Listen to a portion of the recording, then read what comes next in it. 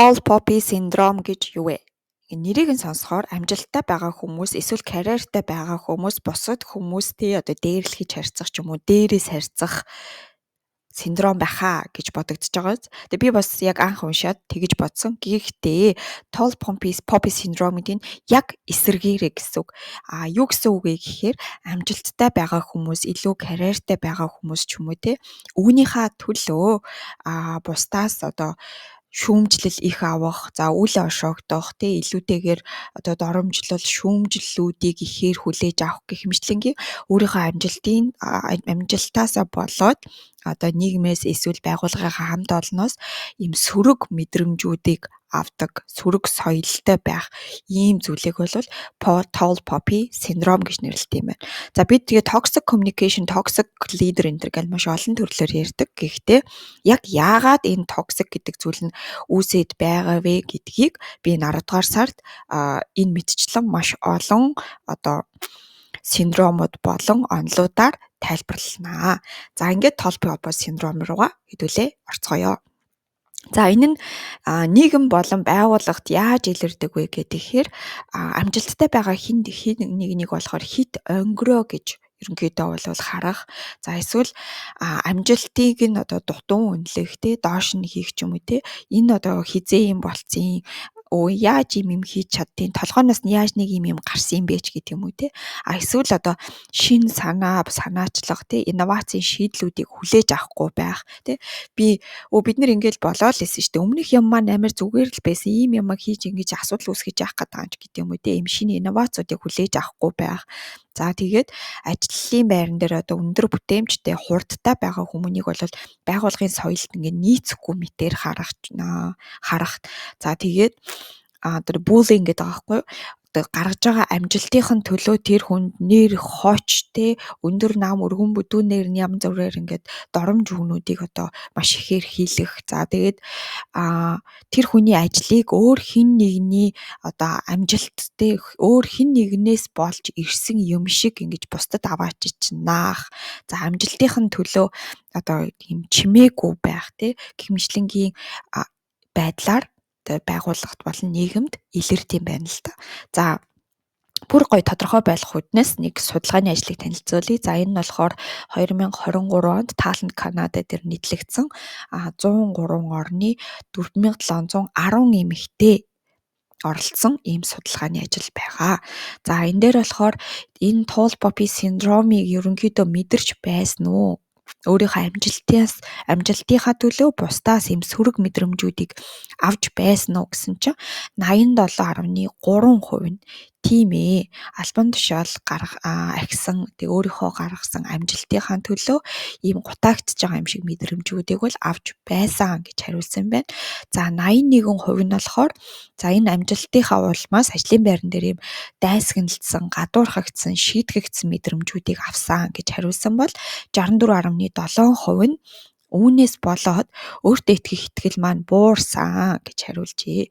Харин 60.3% нь болохоор цаашид ер нь бол ийм шин санаачлагуудыг бол хуваалцахгүй гэж хариулсан бол 46.2% нь болохоор өөрийнхөө гаргасан амжилтын төлөө ямар нэг ийм өөртөө холбоотой сөрөг ярианд бол өртөж байсан гэж байгаа байхгүй. Тэгэхээр энэ амжилтын ард одоо тий амжилттай эмэгтэйгийн ард нэг эрэгтэй байж л таараа. Эсвэл энэний ард нэг юм мөнгө байж л таараач гэдэг юм уу.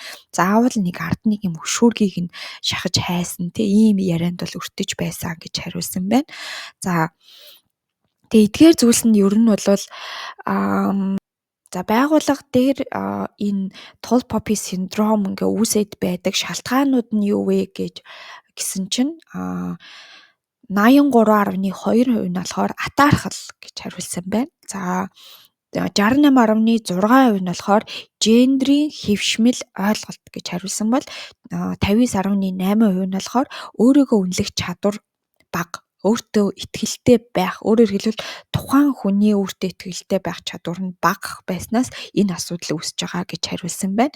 За тэгээ хамгийн сүүлд нь болохоор ажилчдын бие биенийхээ эсрэг тэмцдэг ийм байгууллагын одоо ийм тэмцлийн байдалтай ийм соёл бол энэ tall poppy syndrome-ыг үүсгэхэд бол нөлөөлсөн гэдэг ийм зүйлийг бол хариулсан байна. За тэгээд байгууллагын соёл дээр тэгвэл энэ tall poppy syndrome гэдэг энэ зүйл ингээд гарч ирснээрээ юу болдог вэ гэсэн чинь 48.9% нь штэ тий. Цаашид бол ийм альбан тушаал бол ахих сонирхолгүй болсон гэж хариулсан байна л да. За тэгэхээр энэ бол яг бизнесийн байгууллагын хувьд бол айгүй хортой үзэгдэл. За тэгээд 59.2% нь болохоор ажлаасаа ерөнхийдөө бол хүнд ирсэн үнэтэй шинэ санаачлаг гаргах сонирхолгүй болсон гэж хариулсан болвол 69.2% нь болохоор хамтран ажиллах хэвээр бол одоо дахин итгэх ийм итгэл багийн ажилдаа яг ийм 100% ингээд өөрийгөө зарцуулах ийм сэтгэл бол байхгүй болсон гэж хариулсан байна. Тэгэхээр энэ бол байгууллагын соёлд ингээ маш хортой үзэгдэл байх нь л дээ.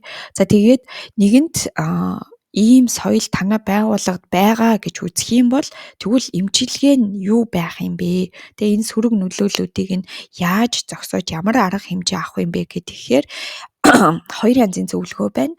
Нэг нь болохоор байгууллага болон байгууллагын удирдлагуудад зориулсан, нэг нь хувь хүнд зориулсан гэсэн ийм хоёр янзын зөвлөгөө байна.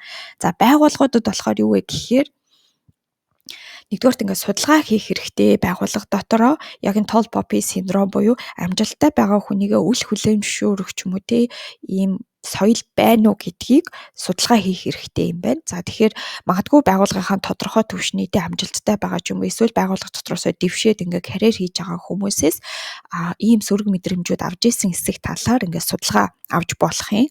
За тэгээд магадгүй бас судалгаандаа тий яг аль хилтэс баг одоо газраас энэ мэдрэмжийг илүү их авдаг вэ эсвэл аль хүнээс илүү их авдаг вэ гэх мэтлэнгээр одоо судалгаагаа бас наривчилж бас болох юм. За тэгэх юм бол яг тохирсон эмчилгээний сургалтуудыг орох боломжтой байгаа байхгүй. Тэгэхээр энэ одоо tall poppy syndrome өртөж байсан гэж хариулж байгаа ажилтнуудад болвол өөртөө итгэлийг нэмэгдүүлэх, өөрийнхөө амжилтаар бахархаж сурах гэх мэтлэнгийн одоо тохирсон сургалтыг нь өгвөл одоо тэр хүмүүс цаашдаа энэ синдромд өртөхгүй байх, дахин шин санаачлага, инновацийг гаргах, албан тушаал ахих, карьер одоо хийх хүсэл тэмүүлэлтэй болох гэх мэтлэнгийн маш олон эерэг илэрцүүд гарах боломжтой бол эсвэргээрээ нөгөө энийг үзүүлээд байгаа багт нь хүнд нь болохоор одоо бусдын амжилтаар одоо хэрхэн бахархаж сурах вэ? Багийн амжилтаар яаж бахархаж сурах вэ? Сөрөг одоо мэдрэмжүүдийг яаж багасгах вэ? Одоо атаархлыг яаж багасгах вэ гэдэг юм уу? Энэ төрлийн сургалтыг ингээд зохион байгуулах юм бол энэ одоо байгууллагын соёлын хувьд бол эдгэрэл байх боломжтой гэж энэ дээр бол зөвлөж байна. За тэгээд мэдээж ингээд амжилт гаргаж байгаа хүмүүсээ ингээд шагнаж урамшуулах ч юм уу тий. За энийг ингээд хамт олон дунд нь нээлттэй ингээд зарладаг байх, тэмдэглэдэг байх гэж байгаа байхгүй. За тэгээ би энэ дээр онцлмоор энэ тэмдэглэдэг байх гэдэг нь бүгдээрээ гараал оройны хоол иддэг ч юм уу тий. Нэг ууж идэх шалтгаан болгох тухай бол энэ биш шүү. Эсвэргээрээ юу вэ гэхээр магадгүй одоо амжилтын улиралч гэдэг юм уу тий. Инновацийн улирал гэдэг нэг тийм слог одоо урайтай улирал гаргаад нэг хан гаргаад за тэр ханан дээр нь магадгүй багийн одоо удирдагч нь өөрөө багийнхаа хүмүүсийг одоо яагаад энэ хүнийг инновацлог яагаад энэ хүнийг амжилттай гэж харж байгаа вэ гэдэг талаар магадгүй тайлбарыг бичиж наагаад за тэгэхээр одоо бусад одоо ажилтнуудад гоё хөхтэй картнуудыг магадгүй тарааж өгөөд те тэгээ наамаар байгаа хүмүүстэй одоо ингээд тойруулаад наач гэх юм. Ерөнхийдөө бол тухайн хүний харах уу тэгээд мэдрэхүйд нь чиглэсэн зүйлүүдийг хийх юм бол энэ нь бол ерөнхийдөө хүний одоо нөгөө бахархах мэдрэмж нь маш хүчтэй нөлөө үзүүлдэг юм байна л та. Тэгэхээр энэ тал руу нийлэнгүй ерөнхийдөө бол багийн удирдагч нар анхаарч ажиллах юм бол илүү зүгээр гэж байна. За тэгээд одоо хүнийг насаар нь гендер буюу хүйсээр нь за тэгээд тэр хүний өсөж төрсөн орчноор нь гэх мэтлэнгийн ийм одоо тухайн хүнээс ингээд шууд тэр хүн өөрчилж чадахгүй байгаа зүйлүүдтэй хамааралтай одоо янз бүрийн доромжлох ч юм уу дээрлэхийг ч юм уу хоч нэр өгөх гэх мэтлэнгийн ийм одоо зан үйлүүд хэрвээ танай байгууллагад байдаг бол энийг ингээд таслан зогсоох хэрэгтэй гэж байгаа байхгүй. Яагаад вэ гэвэл энд өртөж байгаа хүмүүс нь ингээд ихэвчлэн чимээгүй байдаг гинэ энэ талаараа мэдрэмжээ илэрхийлдэг учраас энийг чимээгүй бусад хүмүүст болохоор болоод байгаа юм шиг мэдрэмжийг өгд юм байна л та. За тэгэхээр удирдлагуудад энэ tall poppy syndrome-ыг одоо энэ соёлыг багасгахад эсвэл байхгүй болгоход ийм зөвлөмж өгсөн байна. Харин хувь хүнд одоо яг чамд зориулаад энд өртөөд байгаа бол чи яах юм бэ гэдэг дээр болохоор нэгдүгээр чиний ганцаараа биш гэдгийг хүлээн зөвшөөрөө. Яг ийм асуудалтай маш олон хүмүүс тулгарч байсан. Тэгэхээр бусдтай ярилцах хэрэгтэй. Энэ асуудлаа хэлээд бусдаас зөвлөгөөг авдаг байх хэрэгтэй. Дотроо хадгалах хэрэггүй гэж байна. За тэгээд өөрийнхөө ажлын амжилтуудыг ч юм уу одоо гаргасан шин санаачилгаа эсвэл карьерийн замаа ч юм уу ийм зүйлүүдэд баримтаар баталгаажуулаад одоо бусдад мэдээлж авах хэрэгтэй гэж байгаа байхгүй. Тэр нь нэг учиргүй тоо яриад суух биш. Тэгтээ яг энэ дээр ийм асуудал үүсээд тэгээд энэ дээр би ингүүл зүгээр гэж бодоод ийм шийдэл гаргасан чинь энэ нь ингээд ийм одоо шин санаа болчлооч гэдэг юм уу. Яг ийм одоо нотлохоотойгоор эсвэл одоо өөрийнхөө карьерийг хийхин тулд би өдөр болго өглөө 5 цагт босож одоо ном уншдаг ч байд юм уу. Тэгээд уншиж байгаа номынхаа талаар постлдог ч байд юм уу. Одоо юу ч ээж болох мэдгүй байна. Тэгэхээр энэ талаараа баримттайгаар ерөнхийдөө бол мэдээлж сурах энэ бол илүү зүгээр эдгаа гэсэн байна. За тэгээд дараа нь болохоор одоо янз бүрийн юм яриа юмнуудыг илүү аюулгүй сувгуудаар дамжуулж сурах гэж байгаа байхгүй. Тэгэхээр тэрний юу вэ гэхээр одоо нэг хүнд очиод ярих биш баг дотроо нэг бөөндөө хоол идчих захтай ч юм уу багийн хурал бөөндөө болж захтай ч юм уу нийтэд тухайн мэдээлэл нь хөрөхгүй одоо өөр байдлаар хувирч очихгүй байх гэдэг зүйлийг хараад нэгдсэн байдлаар мэдээлэл өгөх гэдэг ийм зүйлийг одоо бас өөр дээрээ хэрэгжүүлээд сурвал илүү зүгээрээ гэж байна.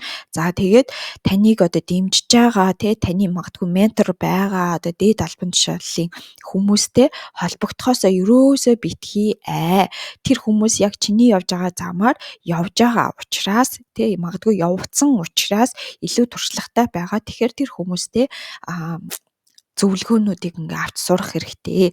Гэхдээ байнга очиод зовлонгоо очиод ивэл тэр чинь бас нөгөө хүн чинь ч гэсэн бас стресстэй шүү дээ. Тийм болохоор юу мэдрээд байгаа, яаж гарах уу ч юм уу өөрийнхөө хувьд бодсон шийдэл чинь бас зөв байгаа мó юу болоод байгаа вэ гэдэг талаараа бас нэг ярилцдаг хүнтэй болчих юм бол илүү зүгээрээ гэжсэн байна. За тэгээд шудраг байдлыг эрхэмлдэг ийм орчин одоо бий болохоорой. Энэнд бас өөрийнхөө дуу хоолойг хүргээрэй гэж зөвлөсөн байна. За тэгэхээр ерөнхийдөө бол танаа байгууллагт дүгнэх юм бол tall poppy syndrome ажиглагдаж байгаа бол эсвэл судалгаа авсан чи илэрх юм бол энэ бол одоо нөгөө тэр toxic communication, toxic leadership гэдэг toxic гэдэг нэрийг аваад байгаа юмнуудыг чинь бас нэг юм шалтгаан буюу нэг төрөл нь байх нэ. Тийм болохоор хэрвээ энийг илрүүлчих юм бол байгууллагын хувьд бол эмчилгээ байгаа гэж үзэх юм байна.